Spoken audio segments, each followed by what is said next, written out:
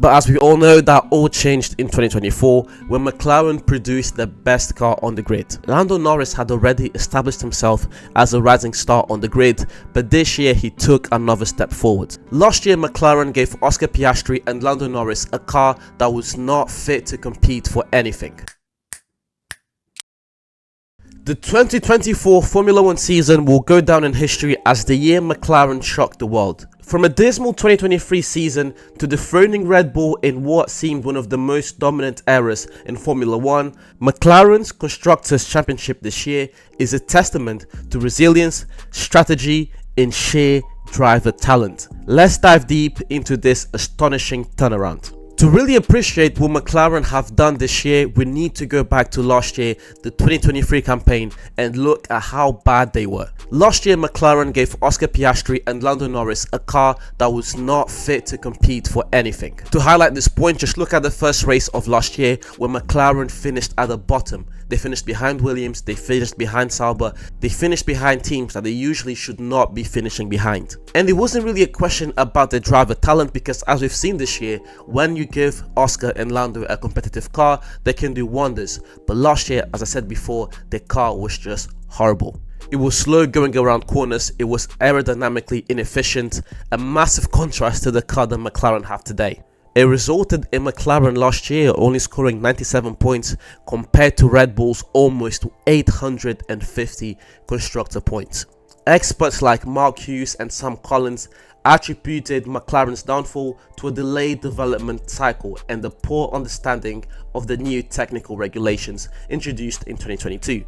Team principal Andrea Stella admitted that the team was overestimating their progress heading into the season, and drastic mid-season updates failed to deliver expected gains. But as we all know, that all changed in 2024 when McLaren produced the best car on the grid. A car that improved McLaren's aerodynamic issues, improved their rear suspension design, and introduced a game-changing front wing design that allowed McLaren to win the championship. The stats help to tell the story. McLaren secured 21 podiums, 6 race wins, and finished the season with 666 points, edging out Red Bull, Mercedes, and Ferrari. Now, much of their success stems from capitalizing on Red Bull's mid-season slump, from the poor car performance to Sergio Perez's horrible form. However, in this sport, you have to take what you are given, and McLaren did just that. However, as amazing as the car was, it wasn't just the car. Strategic calls like aggressive undercuts and consistently fast pit stops.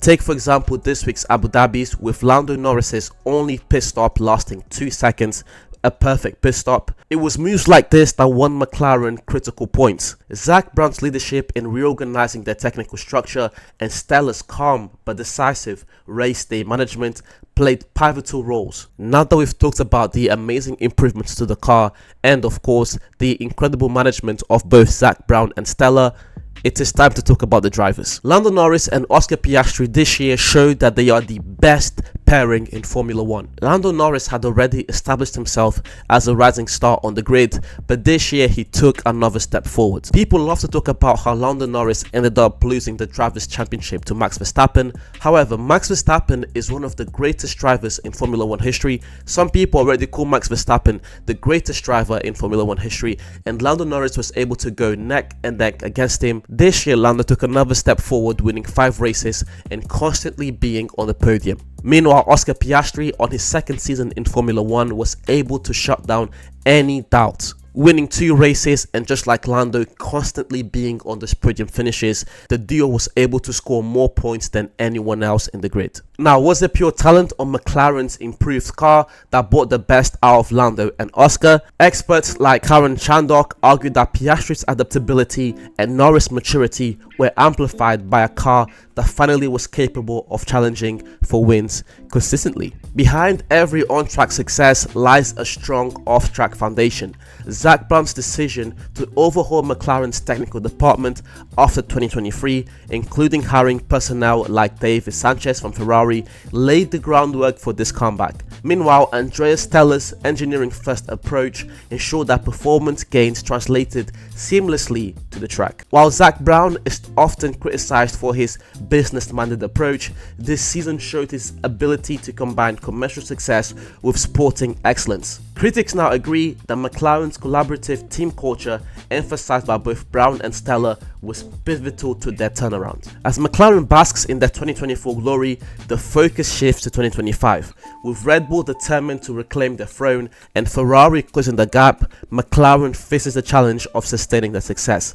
Can they keep up this momentum? Only time will tell. One thing is clear: McLaren's journey from 2023 despair to 2024 dominance has reignited the sport's competitive spirit, proving that even in Formula 1, no dynasty lasts forever. Anyways guys, I appreciate you watching to the end. Please leave a like, comment, subscribe, share. Do all those things to please help me grow this channel. And as per usual, I'll see you soon.